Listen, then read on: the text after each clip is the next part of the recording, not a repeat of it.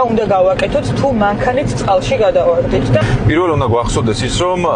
აი ეს სულ რამდენიმე წამი რო არის ჩვენ წარმოგვიდგენია რომ მანქანა წყალში ჩავარდება რამდენიმე წამი გვაქვს და მე დამთავრდება რეალურად რამდენიმე წუთი გვაქვს რა და